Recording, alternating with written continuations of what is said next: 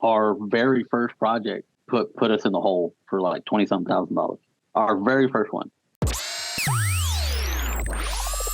Welcome back, all you trailblazers, listening to another episode of the Skid Steer Nation podcast. It's me, your host, Ryan Deemer, and it is January 2024. So if you're listening to the new episode, this will probably air in February, but it's technically still January. It's getting close to the end of the month. And I hope all of you are on track to hit your goals and stay with your visions that you've created for not only your business, but also yourself. I know I personally have been doing well. It's only been a month, but hopefully we'll maintain that momentum into February, March, and so on. So keep trucking along, guys. Blaze your own path, grow your businesses, make yourself better men, better husbands, better business owners, and let's rock and roll. Today, we've got a guest. If you guys are wondering about the power of social media, today's a testament to it, because I tell you what, very rarely do I get on TikTok or Instagram. It's just, they're not my speed. I happen to be on TikTok and I ran across this video of this gentleman who was part of a storm cleanup team. And like, it was talking about what happens when you get all these different businesses together to do a storm cleanup.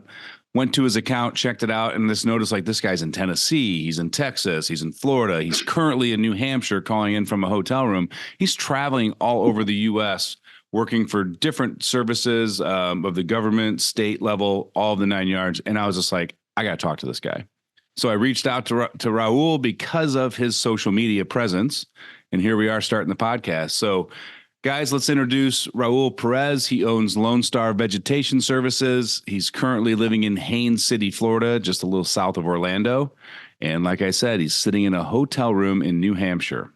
So Raul, man, welcome to the show. I'm glad to be here, Ryan. Thank you so much. Yeah, I tell you, it was just like I just watched 4 or 5 of your videos, and I was like, I got to talk to this guy. I just got to understand one, the crazy mindset that says, let's travel all over the U.S. to do services that you provide, land clearing, right away work and all that. And then two, just how your personal life and your business kind of operate when you're living out of a suitcase. So right. That right there, I actually, not surprisingly, I get that question a lot.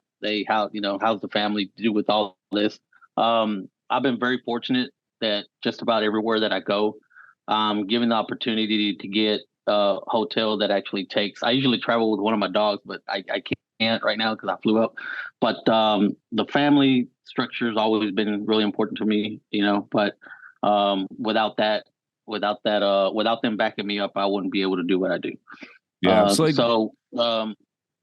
In a typical my daughter's month, already grown. Yeah, my daughter's already grown. Sorry. Okay. So I don't have like little kids and stuff like. My daughter's already 25, so she can take care of herself. Yeah. Like on a typical month, Raul, how many days are you not at home? Not at home. It's crazy. I was up in Maine back right before Christmas. I was in Maine for a week helping on storm response up there. Flew in for Christmas Eve, was home for about a week, and then had to fly back out for another storm. Was up there for another week in Maine again. Was home for another week, and then I got called to this one. So okay, it's crazy. Typically 1 to 2 weeks out of the month, you're out of town. I try. Sometimes it'll be longer, depending on what I got going on in Florida. If there's some jobs that I got to go look at down there. So it's really, just getting a phone call. It happens just that quick. Yeah. Getting a phone call or an email. Hey, can you come help us out with this project? Sure. Yeah, not a problem. Yeah. So you started out, like, before you started this business, you're telling me that you were in like line clearing, right away work, all of that. Did you work for a specific utility company or a contract company that worked for them? Yes. I've worked for several over the past, since 2012. Started with a small company in Texas. Is where I got my start as a groundman and kind of just worked my way up to a general foreman, actually running crews. Made the move to Florida about 7 years ago to work for Aspen Tree Experts. And I've worked for several of those big companies as well, Aspen, Davey, Lewis Tree. And I've taken my experiences with each company, kind of learned from them what to do, what not to do, and kind of just went from there. And as I was saying earlier, I'm sitting on a machine in a giraffe on a storm in Louisiana, and I'm wondering, okay, why am I not doing this for myself? For my own company. That discussion happened with my wife after a storm. On that one, it was 20 something days on. I was off for 3 days, and then we got called back for storm in Louisiana for another 30 days. So that one was a little rough. I didn't get to go home but for 3 or 4 days, and then I had to go back out. But yeah, utilities down in Florida, FPL, Duke Energy, Encore in Texas, Entergy in Louisiana, Arkansas. So I work with a lot of the bigger companies, but some of the smaller co-ops as well. Yep. So And so you're sitting in the machine in Louisiana. This thought's like gnawing at you. I'm sacrificing all of my time, my family. I'm sacrificing all for the benefit of another company. Correct. And don't get me wrong. Like I said, they treated me really well. Right. But you saw the value. Yeah. I'm like, why, I can do this for myself. Yeah. So you go home, talk to your wife. What was her first response? Go for it. I got you. What do you need from me? Pretty much. Love that. Could you do what you're doing without the support of your wife? No, probably not. She keeps me grounded on so many levels. If it were up to me, but she's always there, to tell me, hey, tone it down, take it back a notch. It's like, what's that? What's that saying, Raul? Behind every man's a strong woman. We don't get where we are by ourselves, man. They don't see the limelight often, but they're usually pushing the buttons and grinding away. Correct. So I'm curious, man, did you instantly quit your job and go start to try and get your business off the ground, or did you start setting it up and making contacts while you were still working? What was your transition period like? Yeah, no. So it actually happened. I would say when I moved to Florida 7 years ago, when it really started gnawing at me. No matter where I was working at, I've always kept those contacts. People that we might be able to associate with later on down the line. So that was not a problem. I always stayed in communication with everybody in Texas, Arkansas, like I said, all the states where we worked at. But when I got to Florida is when it really started, like I said, just gnawing at me. I wanted to take that next step to go ahead and do it. But like I said, it was just an idea that was there. I seen what other people were doing, especially on the storms, of when I really got a sense of what it would take to actually do that, and kind of just ran with it. But I did there was a little transition there. Was working with another company from Wisconsin at the time in Florida. And one day, and it just happened really quick, really, really good company. I hated leaving, but I just got the sense if I didn't do it then, that I was probably not going to do it ever. Yeah. So it was conversation at 10 o'clock, I believe it was. I called my manager. He didn't answer. I sent him a text and I told him, you know what, I'm done. I'm done. I'm going home. And he said, hey, take your time, go home, think about it. And he called me the next morning. And I said, no. I think I'm done. Time for me to move on to do something else. But it happened really quick. And then at that time, though, I already had my company registered in the state of Florida. We just hadn't really looked at any projects or done anything. So it was already registered. And then, like I said, that was in around September of 21. And took 3 or 4 months calling and, set up the Lone Star Vegetation TikTok account, set up Facebook for it as well, and started posting some of the old videos that I had on my personal one over to that one, started getting some feedback and whatnot. So it kind of went from there, and I started reaching out to several other small business owners from multiple states, just to let them know that we were interested in maybe possibly doing some work with them, subcontracting, whatever it may be, and went and just started rolling. So things are starting to roll a little bit better now. At the end of the last year was a little rough, but I think it was rough for everybody. In what we do. Yeah. So I like the little key takeaway I take from that, man, is you start this business, but you still have that Rolodex of contacts that you've met or worked with for years. Yes, sir. And you just grind the phones and just like, hey, here's who I am. Here's what my vision is. I'm willing to help you out as a sub. If project's too small, you need a prime to take it. Like, but you went out and just made sure that those opportunities would come your way instead of sitting at home waiting for them to call you. No, you can't do that. I mean, in my opinion, you just can't sit back and just wait for something to happen. You gotta get out there and make it happen for yourself. Yeah. Like I said, I've met a lot of really, really good people while out on those storms. So like I said, I'm always up for the networking. Hey, business card, here's my contact information.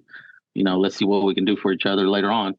Yeah. So now I'm working together with a really, really good group of people, Rhode Island, New Hampshire, Maine, from everywhere. And they usually call me if I've always told them, call me if you need some help, whatever it may be, whether it's project management or just it's a general foreman helping you run the crew or actually trying to kick off a project. We can do that too.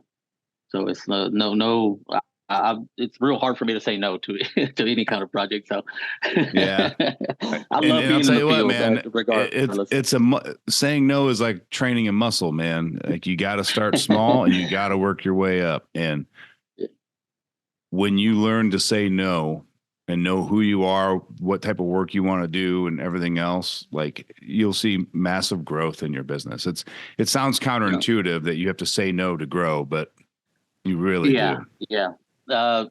Like I said, there's some projects that I just won't, anything that has to do land clearing. Okay. Yeah. But primarily we're in the vegetation management side, which is the line clearance, things of that nature. So,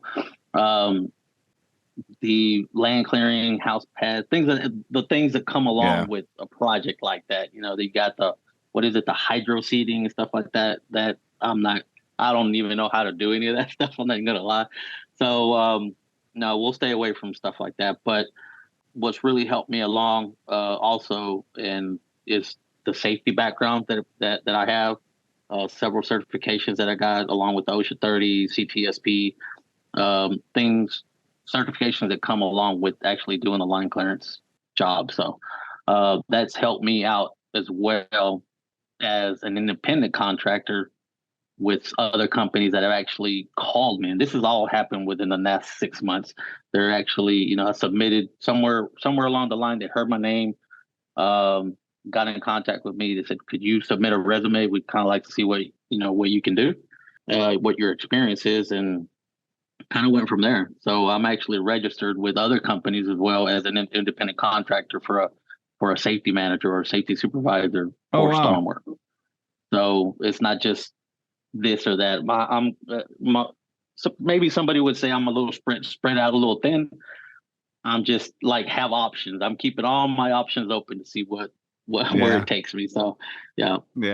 So that's crazy, man. So out of all these projects, especially the last 6 months, you're kind of talking about you're seeing some incremental growth because of the work you did the last couple of years. Like, how many of these projects are you either being brought in by other companies versus you having the actual contract with the utilities or the county? Or actually, every job that I've done the past 6 months has been for another company as a subcontractor. Yeah. But that, like I said, that has allowed me, and I'll give you a good example, for the last storm up in Maine. For whatever reason, like I said, and I'm not trying to doesn't sound like I'm bragging or anything, but my name got around pretty quick how that project was done and completed. It was storm work. And it was probably the video that you've seen, that, what happens when a bunch of companies, small business owners come together. And that's exactly what happened. We had maybe 5 small business owners, and then it was me running as the project manager. So guys that I had never really worked with before. I've heard their names, I've phone calls and stuff like that, but I've never actually worked with them on a project. We all came together with a common goal to, hey, let's get this done, knock it out of the park, and see what happens. And that went from the utility and the prime contractor on there saying, next time there's a storm response up here, we're asking for your team. We want you guys, specifically you guys. So, and that's what's been going on. But no, it's yeah, it's a little bit of a challenge, but I'm not going to walk away from things like that. So I'll tell you what, Raul, I love that. Like I always say, if you can, like the saying is, the riches are in the niches, right? Like if you're doing dirt work, drainage work, septic systems, like you're just running around, you're never going to like have like a sustainable growth business. Like for you, we're like, hey, we do storm mediation work, cleanup, all that. And you've taken it one step farther and like, we'll design and implement and manage your storm response cleanup for companies. And I think like that's almost a business model for you. Yeah. And there's several companies out there that actually do, I guess you could call it like storm management, but that's pretty much all they do. Yeah. Then they'll start calling in the subs to do that. Not that there's anything wrong with that. I've been on plenty of projects where I've had some really good experiences, but where I have an issue is those storm management teams don't actually have any experience other than managing. Yeah. If that makes any sense. They've never Absolutely. done any kind of line clearance or things of that nature. So, and again, I have nothing but respect for them. I hope they do really well. But it's kind of hard for some of those guys to actually say, hey, why should we listen to what these, they're not in our field, but they're managing us. It's kind of hard for us to comprehend something like that. So if that makes any sense. But again, they got their business and we have ours. And I got a really, really good response from a lot of people when I told them my ideas. And it's not something that that I actually put out maybe about a year and a half ago. A lot of people were telling me no. A lot of people said no. I'm offering you these services, my experience, all my certifications and the knowledge that I got. Let's link up and see where this thing takes us. Nobody, everybody said no. Let's put it that way. Nobody told me yes. What changed this time around? I'm really not sure, but I had a really, really positive response, not just in Florida, but in Texas, Oklahoma, Louisiana, and it just went from there. And you and I haven't talked about this in great detail and all that, but I'm going to take a stab in the dark. Sure. And say, sometimes it's the way you wrap the offer with the words you use. It's like you could have had it wrapped and said it one way a year and a half ago. And now after trying it out for a year and a half, when someone asks you about it, you position it slightly different verbally, even though the offer is the same. And it resonates and clicks, right? It's like everyone talks about wrapping the offer in a different present paper, right? So at Christmas time, like people don't like the snowman paper, but they love the Santa Claus paper. It's the same gift inside the box, right? Right. It's just how do you wrap that offer up? And so I'm going to take a stab in the dark and say something's changed with the way you present that offer verbally from then to now. Yeah, and maybe, yeah. So, but also, I think, and it kind of goes, and it's crazy that you mentioned it earlier, how me and you crossed paths. Yeah. How I wound up on your FYP page, I have no idea. But, I looked at it and then I did my research, just like when I received the email, the message, I'm sorry, and then the email, and here we are now. So I was like floored. I didn't know what to say at the moment. I was like, what? Who? They want to do what now? So again, this is a first for me. So if I am sound a little nervous, it's because I am. Nah, man, nothing to be nervous. It's two guys chatting here. But no, I jumped at the opportunity. I actually didn't even tell my wife until the other day yesterday, I think it was, that I had this opportunity for a podcast. She said, "What?" Just said, yeah. So, but no, it's also, I think the videos. I've gotten a lot of good responses on the videos. I know some of them are just, they're not nothing special. They're just us being in the field working. Yeah. But along with some of the recognition that's comes along with those videos, of course, you got a lot of negative stuff out there, but I don't pay attention to that stuff. I mean, if somebody wants to say something about how we do things in the field or what we're doing, hey, please, you're more than welcome to come out and give it a shot. Just remember, man, they got to wipe those sleazy hands off of that Cheetos dust to use that keyboard to bitch at you while they're sitting at home on their couch. So take it with a grain of salt. Don't. It's not even worth getting angry about it. No, no, it's not. No, it's not. Yeah. But no, I really believe the social media, the videos have really helped out in getting us a little bit more recognition, especially the willingness to work with other small businesses. So you got a lot of. This is kind of a sidebar question off of that, but I feel like I need to ask it. So I work with a lot of guys with their business, and we talk about making sure they take photos and videos, whether it be before, during, and after projects, and like staging. So you've got landmarks that are recognizable. And they always go, man, I just get so focused on the work, I forget to get my phone out and do it. It's like, and you're pretty diligent about always having something that you can clip together or a ton of video in the field. Like, did you have to train and teach yourself to like, get my phone out? Or is it just second nature? No. Up until a week ago, I actually had two phones. I think that's why the disruption on the email thing. No, anytime that I'm out and about, or doing anything, doesn't really matter if I'm at a gas station, wherever it may be. I'm ready with my phone for whatever reason I have it here. But no, I did have to train myself to do that. There were at times where I, sometimes I leave the truck and I only have my phone on me. But you miss opportunities whenever you don't have it on you. But I look at my surroundings, whatever it may be. I try to be as careful as I can.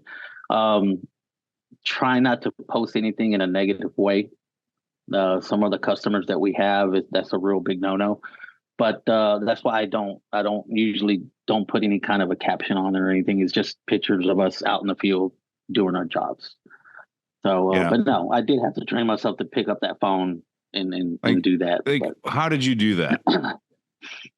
It was just, you're thinking about the job. And like I said, I'm getting out of my pickup, and usually I'll just get up and go make sure I have all my PPEs on and just go.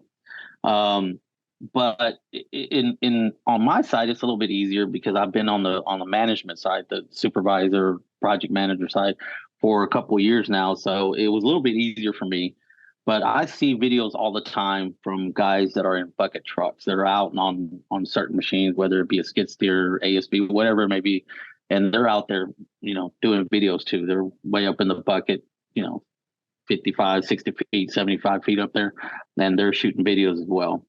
But it was just, it got to a point where anytime that I would go or get up and go, I'm grabbing my phone, trying to grab the phone so I can be ready. And on the TikTok side, there's a lot of buttons you're pushing to try to get it going. So sometimes I just push record on my camera and just go from there. And then I'll sometimes they are a little work to get them, piece them all together, get them all in the right sequence and whatnot. But so funny story for you. So, I mean, we've got a private group on Facebook, 27,000. We've got a ton of followers on YouTube. Like, we have a lot of online traction in a lot of areas.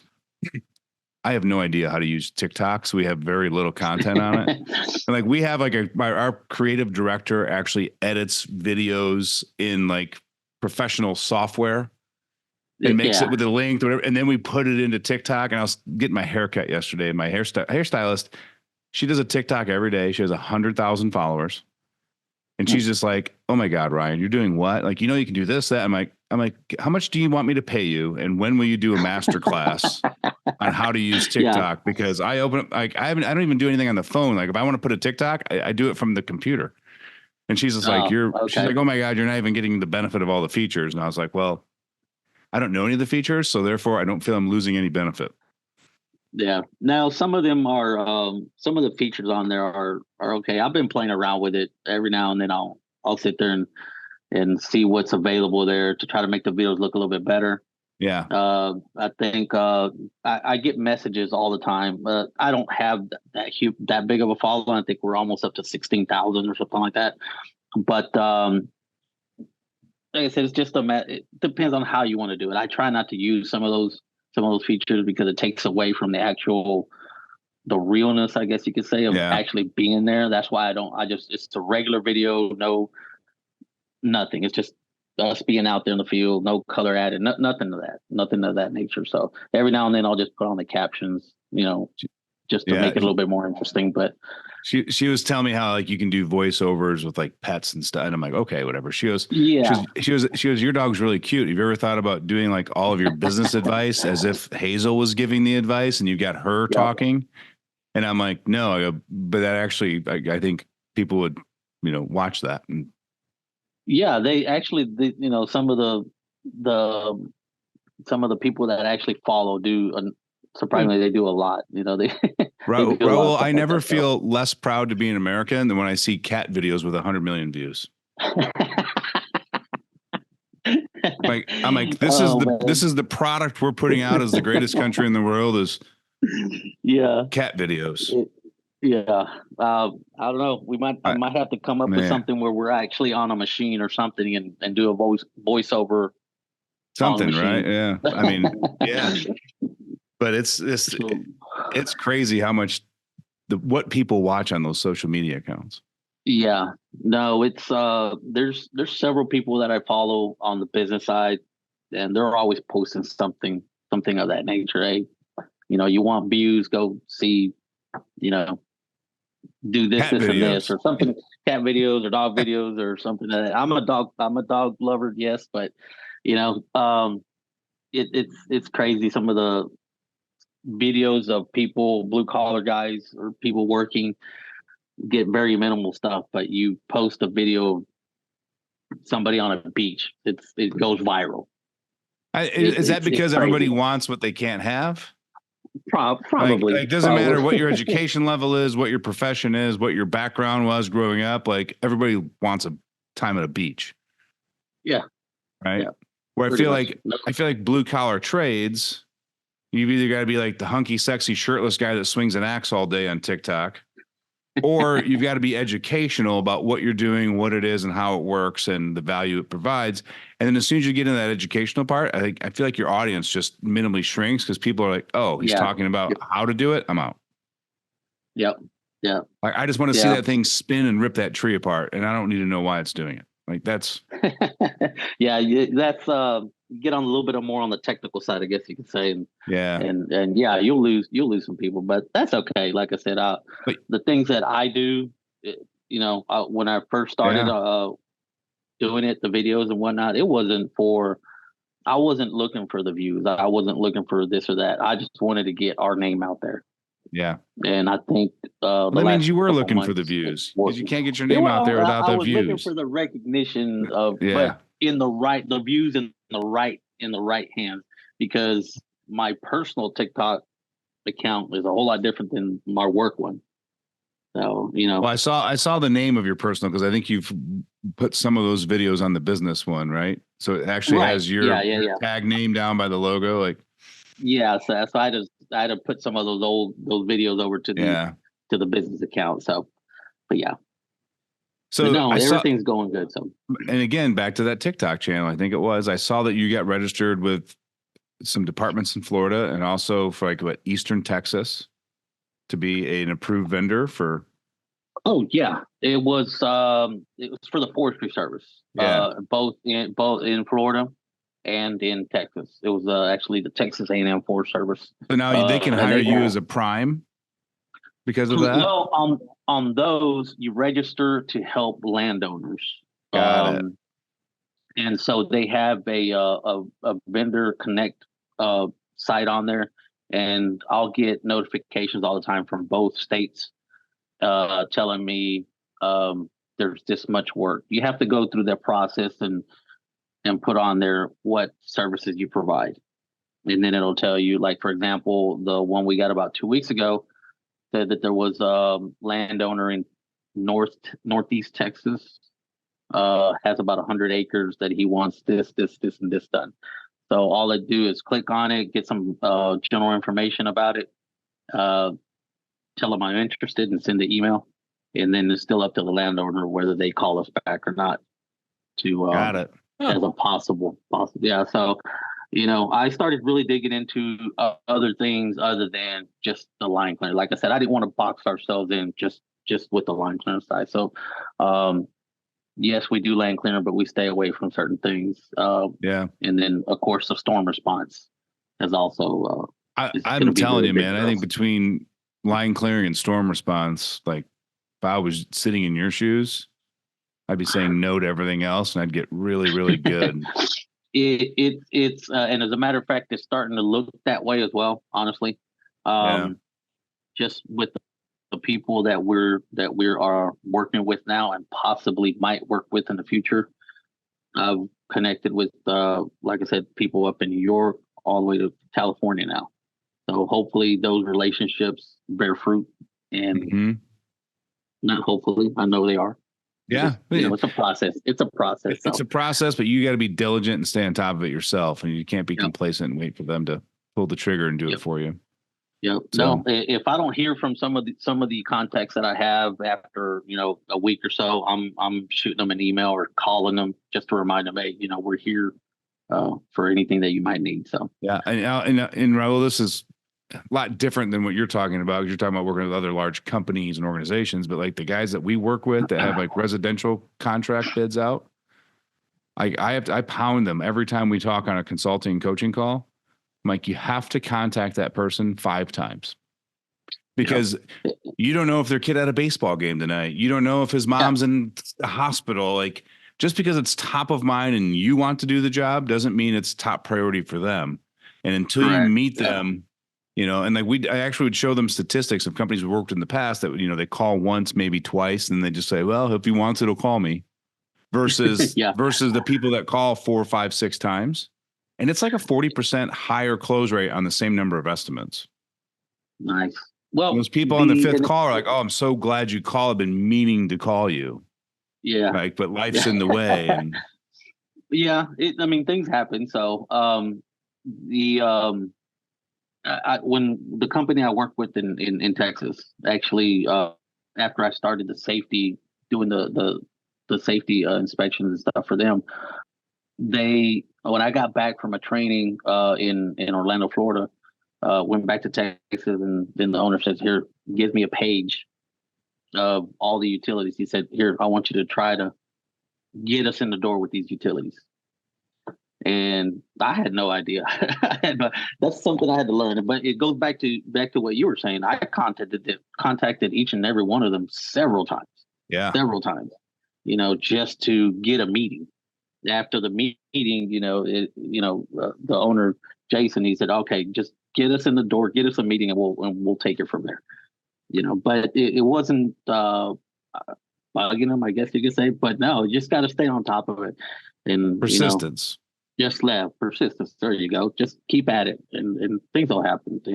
Yeah, and if you're for guys like you, I always say, hey, if you're going to reach out to these people and try to make that connection and partner with them, be a sub for them, project management tool for them, like do a little bit of, and this isn't directed specifically at you, Ro. I'm not telling you what to do, but people in your shoes, like do a little bit of research, find out some information about that company, find out about some friction points and pain they've had at other projects. So when you call, you don't say, hey, man, I'm Ryan and I can project manage your storm cleanup. You say, hey, I'm Ryan. We offer a project management solution so that you don't have to handle XYZ like you had to do in Ohio. And now they can go, ooh, you just solved my headache. Like now you provide them a solution to a problem, and that'll walk you in the door a little bit faster than just saying, hey, we're really good at what we do. Take our word for it. Yeah.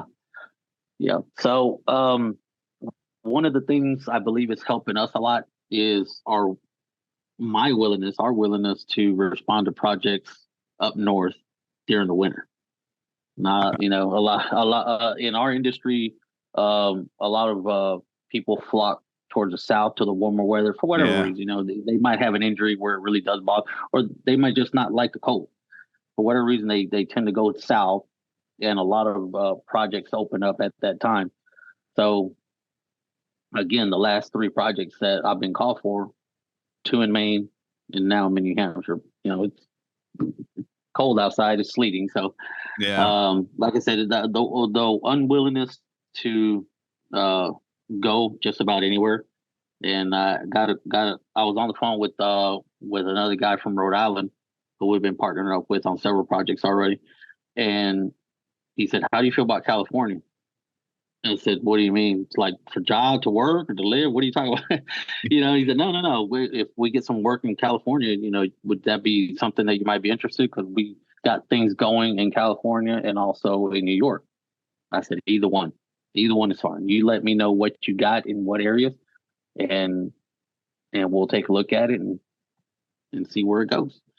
But doesn't matter to me. It could be hot weather, cold weather. Doesn't matter. We'll be there. If we can make it work, we'll be there for sure. So when you go do these projects, how much time are you spending actually doing physical work?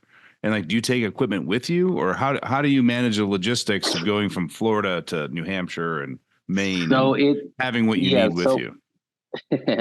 So it really depends. When I first started floating this idea about storm response and calling these other small business owners, see if they were willing to link up to form just one big storm response group. So typically a utility or wherever the storm is at will start asking for rosters and whatnot to see who's available and what their travel times are going to be. They only give you a short window. It could be X amount of hours, or it could be 2 or 3 days, depending on how big the storm is or how much damage there is. So if the window is there, the travel time is paid and everything, then yeah, we can travel from Florida all the way up to wherever, to cover our costs and respond anywhere in the U.S. Doesn't really matter. But the last three, like these three, it was just like, hey, we need just you. I mean, we can't bring we just can't afford to bring the crews up here. But there were crews already up here, already working. So it was just on this one, and the past two ones is more like a storm management role. So how does that work for you? Like you're walking in, you're the new guy from Florida, and you're basically probably PMing the project, right? Correct. Yeah. Like you walk into a room of people that you may have met and probably haven't met. You're the dude from Florida. He's going to like tell us how this works. Like, how do you walk into a room and like, what's your approach with those people? To me, I've always been more, it's always a respect thing with me. You respect me, I'll respect you. I'll go out of my way to, the first thing I'll tell them, I said, look, man, you're not working for me. We're working together on these projects. I've always hated when didn't matter what position I had, like I said, general foreman up to supervisor, superintendent, project manager, whatever it may be. I hate being called boss. And the on the Hispanic side that they'll always do that. Hey, Hefe, this and that. I'm like, dude, no, just call me Raul or whatever. Yeah. But I know where to draw the line when it comes to friends out in the field and when it's time to go to work. And everybody that I've worked with knows that. That's but if you walk into a room of people you've never met, like I've never met, how do you kick that meeting off, right? Like it's just a full introduction, and I go out of my way to do that. I'll let them know who I am, what I'm here to do. Let them know I'm here to help. And sometimes whoever it is that brought me in will tell me, hey, look, this is what we need. And don't mess with the structure. Other times they'll just hand me the keys to the car, I guess you could say, and just say, hey, look, project's yours, do whatever you want. And I hate doing that. Not that I hate doing it, but it's a little bit, touch and go there because of that. Like you said, I don't know some of these people, but sometimes it works, sometimes it doesn't. Sometimes you got to make adjustments for the project to go smooth, and that's okay. It's part of the job, but the introduction, and as a matter of fact, I'll give you an example. Yesterday, some of the guys, like I said, I have never worked with this group before. The crew that was here a couple of days ago, I've worked with them in Florida before, but I ran into some of those guys when I used to work for another company in Florida, they're like, "Hey, where you been the last 2 years?" I've been doing this, this, and that. It's crazy how you run into people.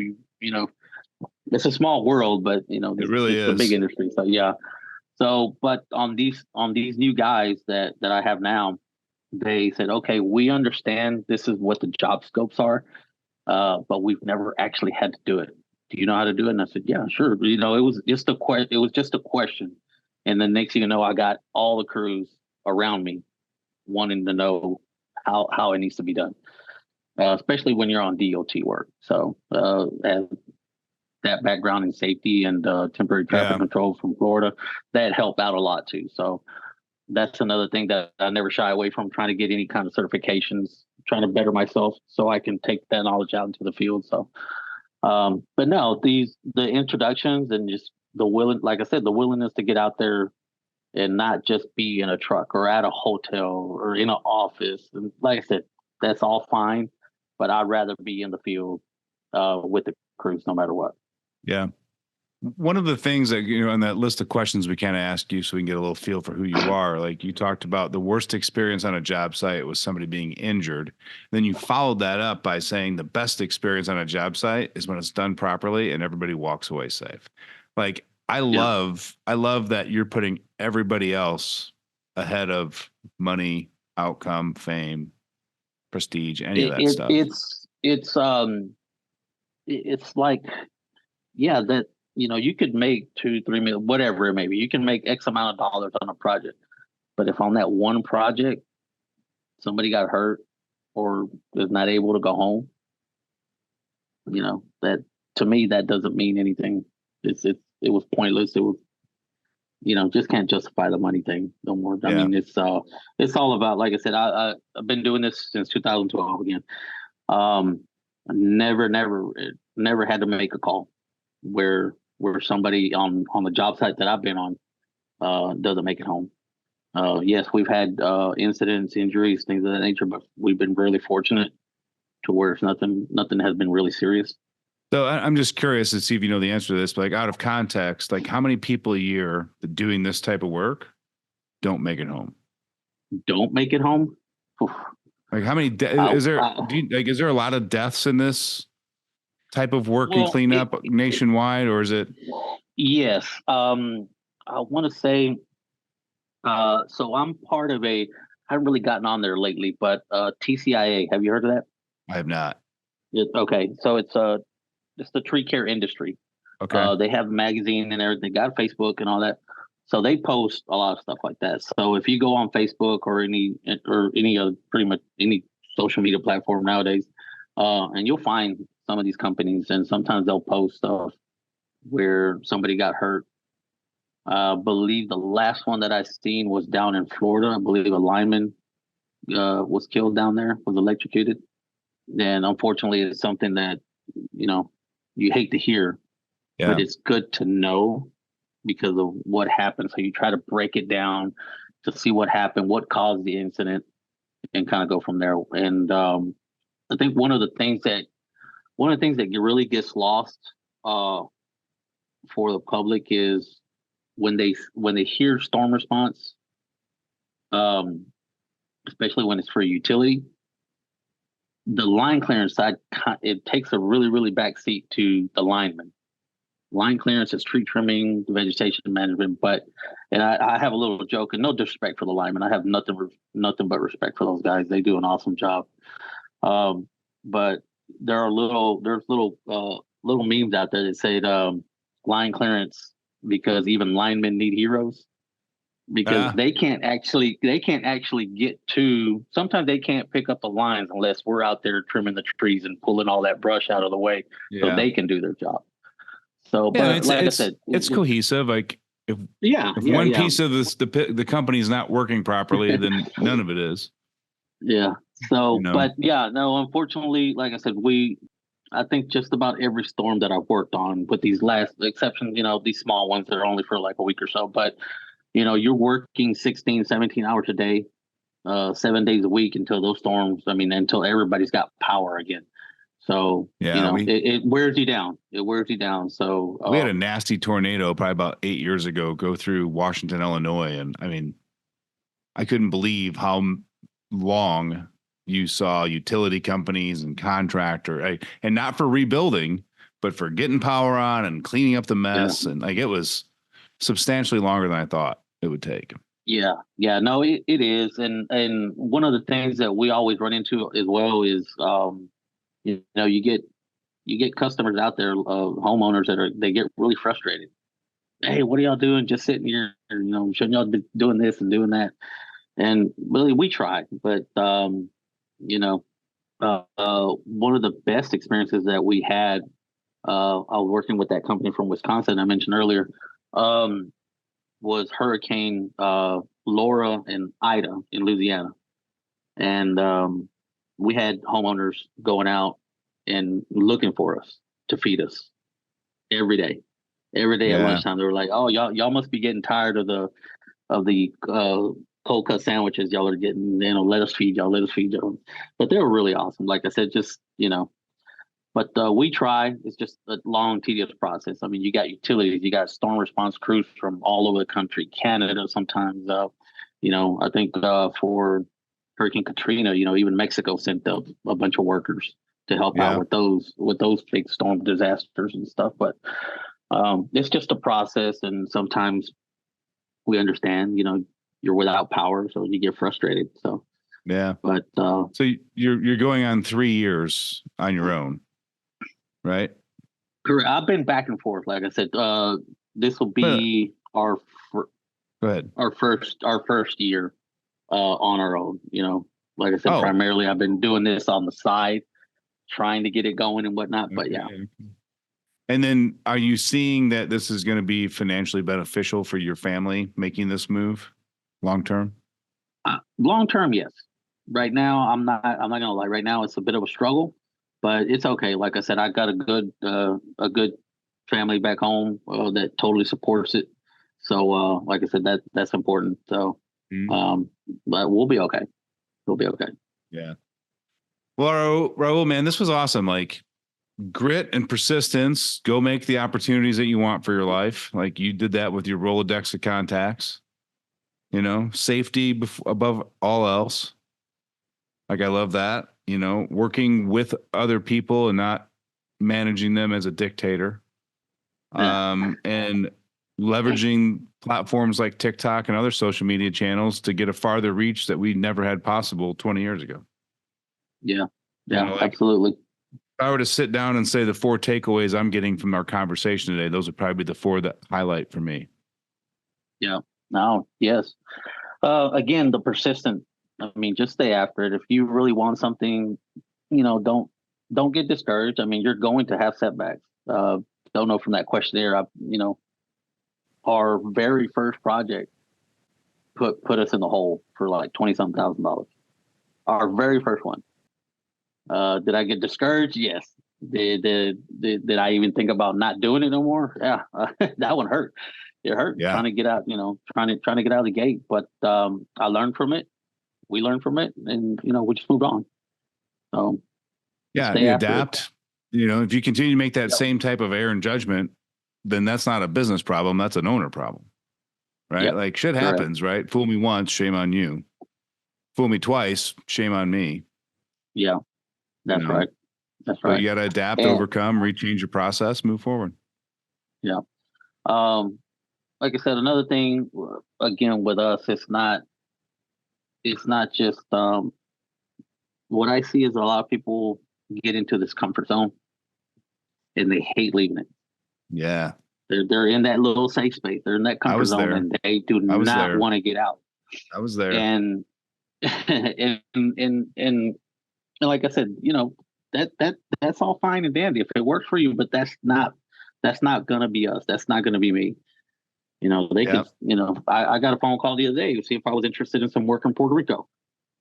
Yeah, just give me the details and we'll take a look at it. I've never been, so we'll see what happens. And Hawaii was another one that came in a conversation about a month ago. They were asking about Hawaii. I don't know if it was for the fires or whatever it was, but I haven't. So I can't believe how little press that got and just how terrible our government handled Hawaii. Oh yeah, yeah. Don't get me started on that. I mean, what That a was disrespect to U.S. citizens that live in Hawaii. yeah, yeah. That did And I'll not. leave it at that because I mean, Yep, you and I could probably yep. go right down a rabbit hole of, Oh yeah, you know, yeah. But no, it's like I said, there's a lot of good projects out there that we're really interested. Like I said, it's starting to take off a little bit more as we get 2024 is starting off really great. Put it that way. So we got some real high expectations for the rest of the year. yeah. So if someone's out here listening to this, maybe they do some line clearance or right away or vegetation work. They've tinkered with utilities and they're going, "Hey, I love the change of scenery and I love the travel and all of that." Like, what advice would you have for that person to get to the next level from where they're at? And you know what? I hear that a lot on the change of scenery. I'm a big sucker for scenery. I take pictures left and right. I love it. The way some other people have actually asked me, how do you do it? The family and all that. Again, I've been very fortunate that I've worked with some companies, and now that I'm working for subcontracting and associating with all these other companies, um, I've always told them, and it has it right there on my resume at the very top: family first.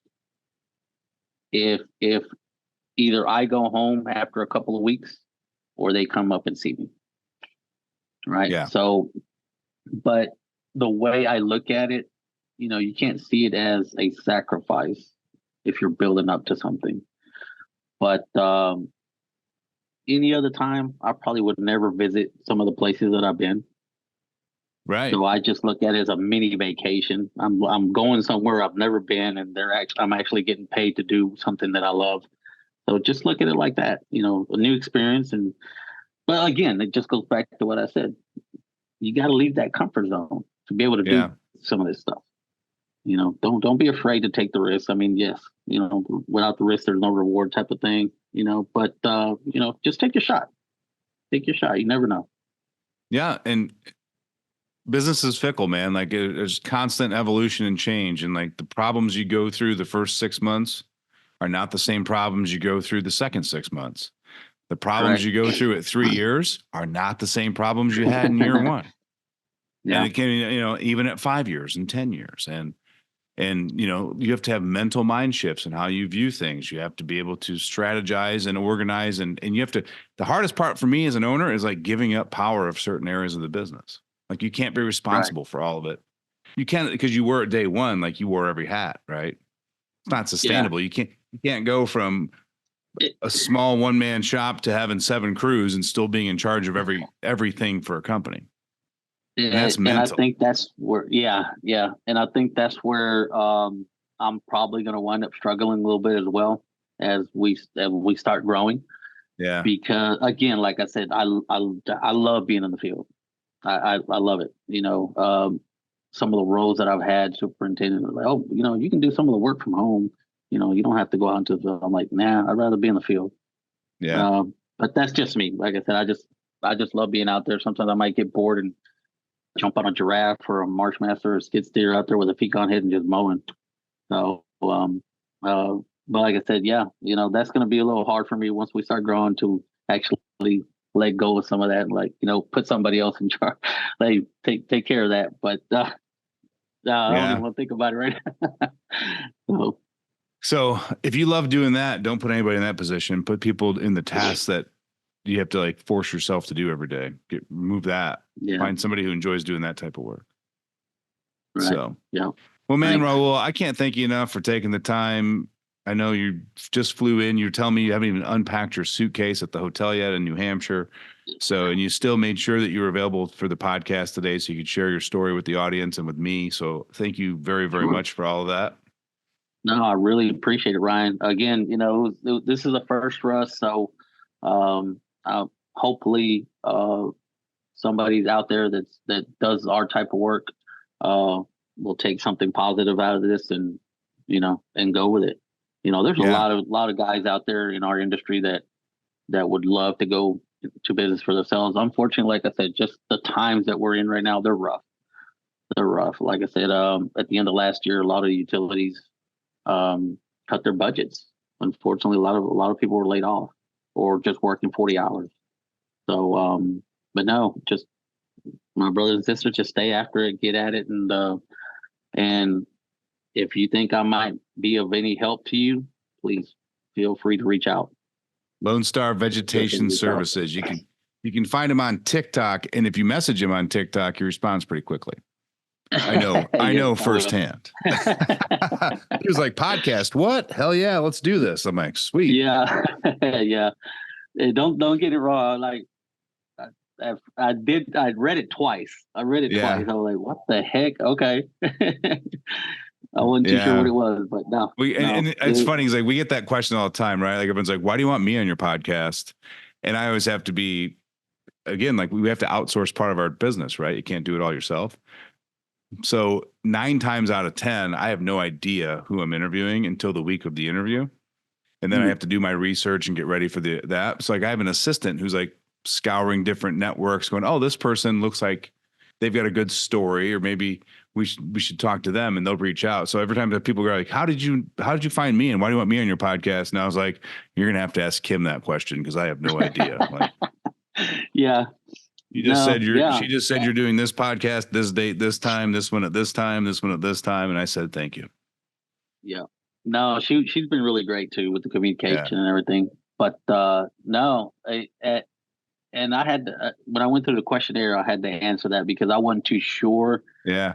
Whether it was right. Man, it said, you were the 1 out of 10 where I was like, this is intriguing to me. I want to interview him.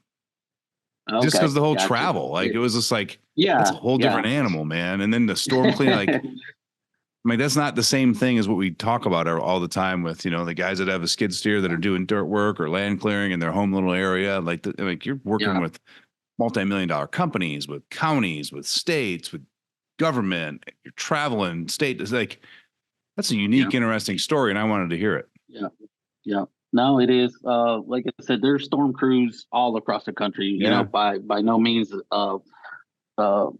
my story is, I would say not unique, because there's a lot of guys that do what I do. I'm just taking a different route with it, instead of actually just working with a big company. I'm trying to get things together to do it for ourselves.